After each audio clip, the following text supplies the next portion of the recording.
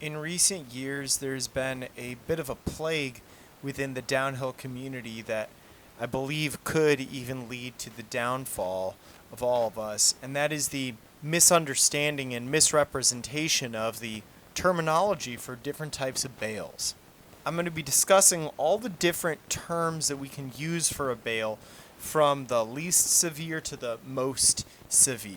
Now, the first one that we should discuss is just the idea of the bale itself. Now, if you're just stepping off the board, you trip, you lose your balance, and you step off, you run out a high side, and you got no injuries, nothing like that, then that's just a bale. That's just a bale. That's all that is.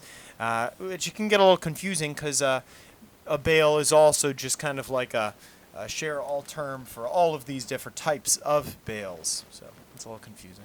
So this next one is the Biff. Now the Biff is a unique one in that it has to be humorous in some way. My favorite Biff is the person steps off of the board, runs something out, and then the board comes under the foot, and then they like slip out from that one. That's probably one of my favorite ones. But yeah, it's got to be funny. This next one's on the boring side. This is just the fall. The fall. If it's a fall, this is something that actually results in an injury for sure. Now, it's very, very light. You're getting a little bit of road rash here and there. Maybe you got a little bruise. Hurt yourself a little bit. It's not going to stop you in the day, but might leave a little blood on the sheets at night. Next one is the washout, which can be coupled with another type of a bale, but the washout starts as you lose track of the board or you overdrift through a corner and you end up off of the road. Now this can result in a bit of an impact at the end, but that's when it actually gets coupled with another type of bale that we'll discuss in a little bit. That's the washout. A crash is going to be when you and another rider collide in some way, oftentimes happening during racing.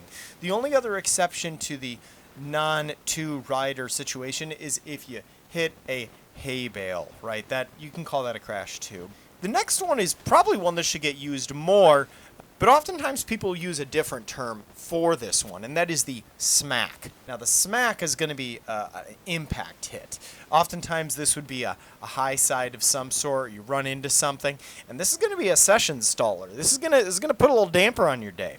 You're going to have to step off side of the road. You might even have a little bit of a limp, but you're going to have to take a little water break on this one. This is going to stall the session for you. It's not going to cut you out of the whole day, but it's going to slow you down.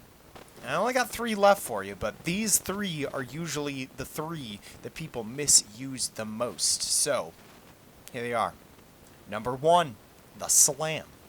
Now, the slam is kind of like the elevated version of the smack.